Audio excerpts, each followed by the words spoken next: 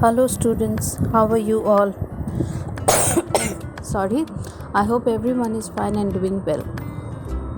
We are going to do today verb. We did it in the previous class. Today I have given you the definitions. Along with that, I will do the explanation of verb also. So what is a verb? Words that tell us what someone or something does are called verbs. Every sentence has a verb. Example, Sheila helped the old lady with her bags. So the doing words, the action words are called verb. Whatever we are doing, whatever person does, that is called verb. Okay. Next we have the verbs be and have. All verbs are not action verbs. Some verbs tell us what someone or something is or has. Is, am, are, was, and were are different forms of the verb be. These verbs show that someone or something is. So all verbs are not action words only. Some verbs also tell us what someone is, what kind of a person he is, or what thing does that person has. Okay, belongingness. So is, am, are, was, and were, these five are different forms of the verb be. That means what someone or something is, what kind of a person, what kind of a thing that is. Like Gita is kind, I am hungry, you were late, the children are tired. We also use is, am, are, was, and were with doing verbs. When used in this way, we call them helping words. So these five are also used with doing verbs, and when it is used with such verbs, we say it as helping verbs. Like Nina is walking to school, the men are working hard, I am watching a film, Julie was sitting on a bench, etc. Then has, have, and had tell us what someone or something is. It tells us what does that person or what does that thing has, their belongingness.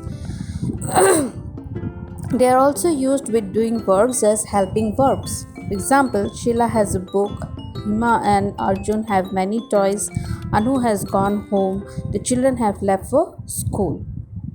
Then we have the verb do. Do, does, and did are different forms of verb do. Do is also a verb, and do, does, and did are the different forms of the verb do. This verb is both an action verb and a helping verb. So it is also a helping verb and also an action verb. When we use it as an action verb, we may add is, am, or are before it. So when we are using the word do as action verb, then before it we always add is, am, or are. Like I am doing my work, he is doing his homework. When we use do as a helping verb, we put do, does, or did before an action verb. We can also add not to make negative sentences, like I do enjoy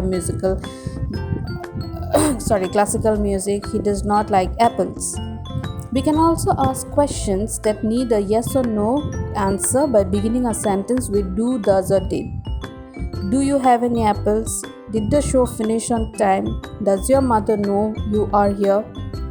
So all these are the do verb work. Next we have subject-verb agreement. A sentence always has a subject and a verb. We know it always has a sentence and term is always a verb. The subject of a sentence is the person or thing that carries out the action of the verb. First thing, what the person or the thing is doing, that is called the subject, and the action word is called verb. So it is the person or thing that does, is, or has. Like Shona helps in the garden, Ravi is my little brother, Kapil has many interesting books. So if the subject is singular, the verb will be singular. If the subject is plural, the verb will be plural. This is known as subject-verb agreement.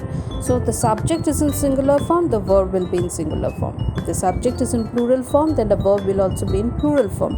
And that is called subject-verb agreement. So the examples are the cat purrs, the cat's purr, the child plays, the children play. These are subject-verb agreement. Next we have modals. Modals are another group of helping verbs.